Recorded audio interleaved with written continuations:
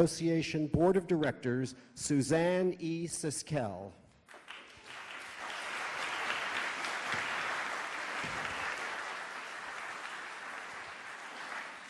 Good afternoon, everyone, and welcome to the 2010 J. William Fulbright Prize for International Understanding Award Ceremony. It is my pleasure to introduce those who joined the Fulbright Association in presenting the 2010 Fulbright Prize. The 13th Librarian of Congress, Dr. James H. Billington. Dr. Billington.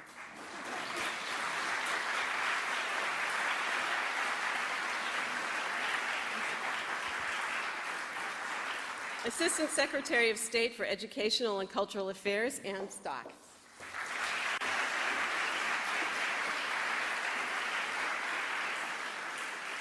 Chair of the Board of Regents of the Smithsonian Institution, Patty Stonecipher.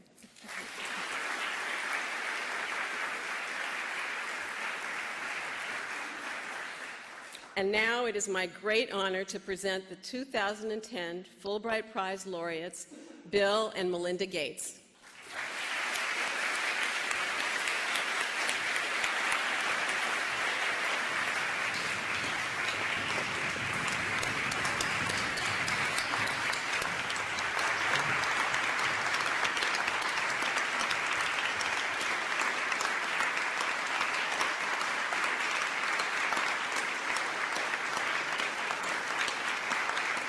Thank you.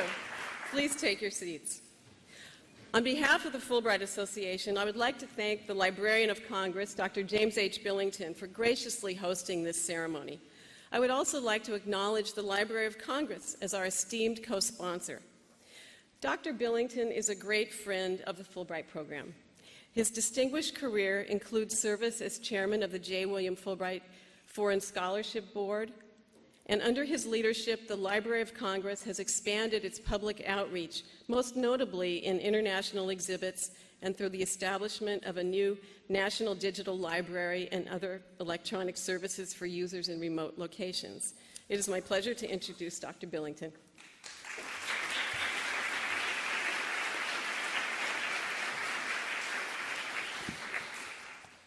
Thank you very much, Mr. and Mrs. Gates, Ms. Siskel, Ms. Stock, and Ms. Stonecipher, and distinguished guests all.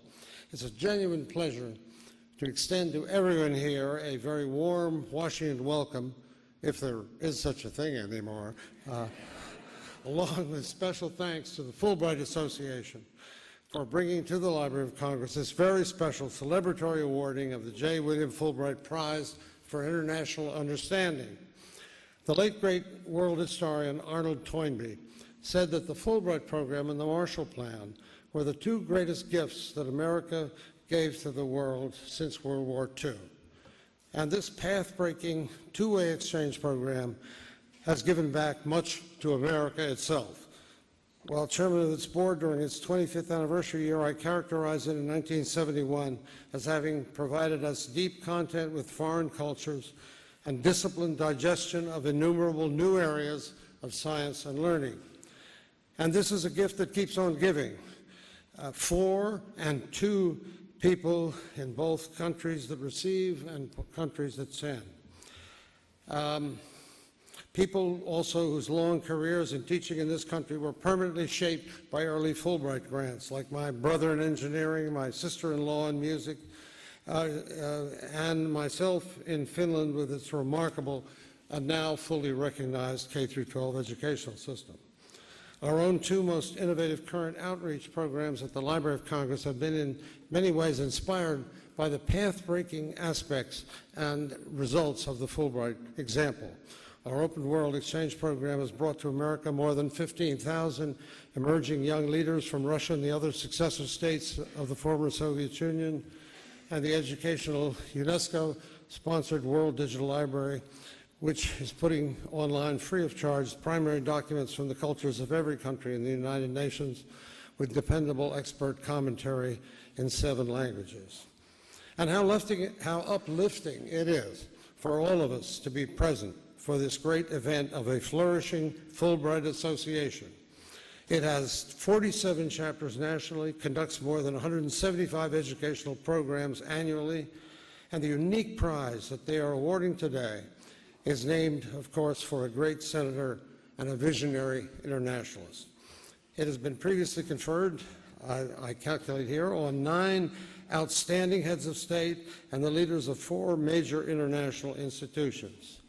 But never before today has it been conferred on the leaders of a philanthropic foundation or on a couple or on the very same people whose prior entrepreneurial leadership basically made the money that is now being converted with equal entrepreneurial energy by them into innovative charitable use the world over. We can all be glad and even proud that the recipients of this award today are Americans with a visionary and internationalist perspective worthy of Senator Fulbright himself. They might be called in other times and places the king and queen of private philanthropy. And they are properly praised everywhere for the sheer magnitude of what they are considering and dispensing. But we will hail them here, I think, as real people and we will hail them properly for dispensing and doing life-enhancing things for other real people, whether they're suffering from medical neglect abroad or whether from educational neglect at home. So, for their many beneficiaries, wherever they may be now and in the future, we here in this Temple of Humanity, in the midst and in service of a democratic nation, can simply express to them deep congratulations and say to them very sincerely on the behalf of all these people here and elsewhere, thank you and congratulations, Bill and Melinda Gates.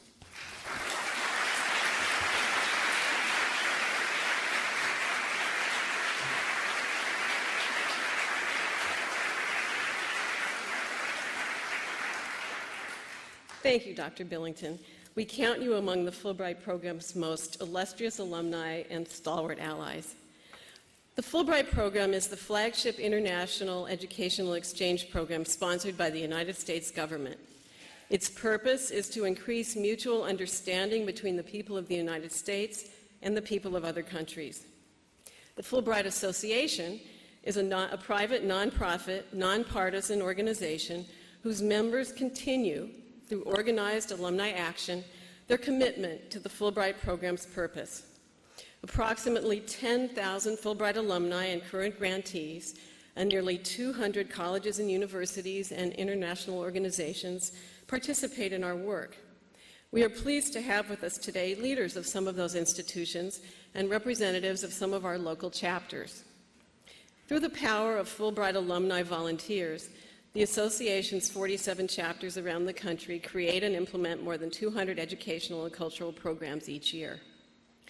An integral part of the Fulbright Association's mission is communicating to key constituencies, especially members of Congress, the vital role that Fulbright exchanges play in advancing our long-term national interest in increasing international understanding and cooperation.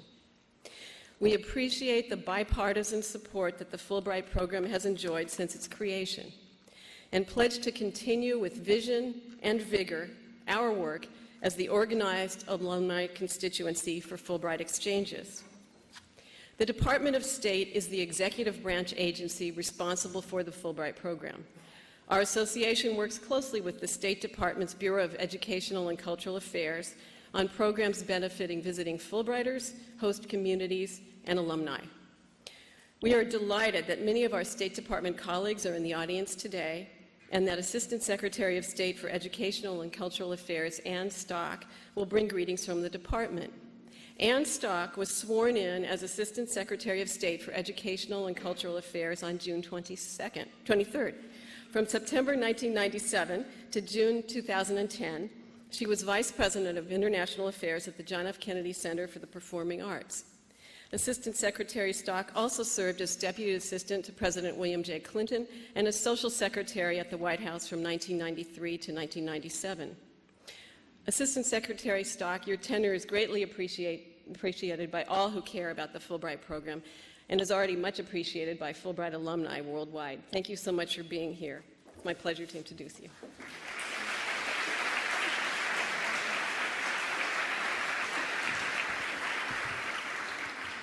Good afternoon, and thank you, Suzanne, for that kind introduction, but thank you so much for your leadership of the Fulbright Association. Dr. Billington, I think I need to bottle that gene that creates the Fulbright scholars in your family. We could make a lot of money off of that. Seriously, Dr. Billington, Bill and Melinda Gates, distinguished guests, friends and supporters of the Fulbright program. I'm delighted to be here to celebrate Senator J. William Fulbright's legacy and to also congratulate today's and tonight's honorees. As Assistant Secretary of State, one of my greatest honors and one of the most humbling experiences for me is to be the steward, among others, of the Fulbright program. Senator Fulbright's vision continues to live every week. Just this week, 2 Fulbright scholars were named Nobel Prize winners. For over 60 years in 100, actually that is worth clapping for.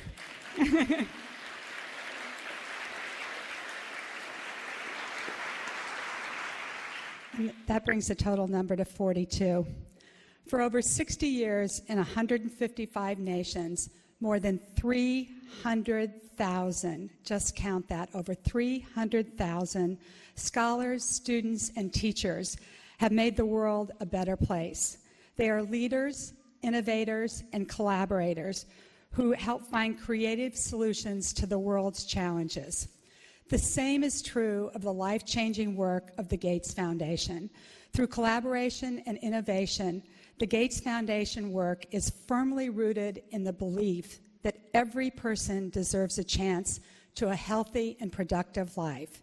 It is a mission that complements Senator Fulbright's dedication to changing lives through people-to-people diplomacy. As Secretary of State, Secretary Clinton recently said in a foreign policy speech, a core principle of our alliances is shared responsibilities. That is, helping other nations develop a capacity to solve their own problems. No one, and I mean no one, exemplifies the spirit of shared responsibility better than Bill and Melinda Gates, with their passionate commitment to understanding the world in which we live and to grappling with the challenges that we face every day. The work of the Gates Foundation is about helping people. It's about making a difference on behalf of the world's most vulnerable. And it's about sharing responsibility that makes the world a much better place to live.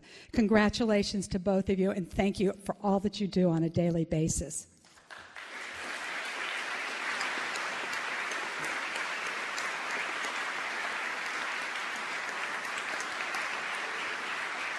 Thank you.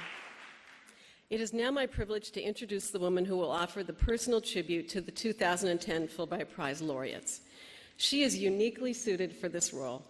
Before helping found the Gates Foundation, she had a 2-decade career in technology with her last role as vice president at Microsoft, senior vice president at Microsoft. From 1997 until 2008, Ms. Stonecipher served as president and/or CEO of the Bill and Melinda Gates Foundation, and she's now chair of the Board of Regents of the Smithsonian Institution and a private philanthropic advisor, in which capacity she serves as senior advisor to the Bill and Melinda Gates Foundation. Please give a welcome to Ms. Patty Stonecipher.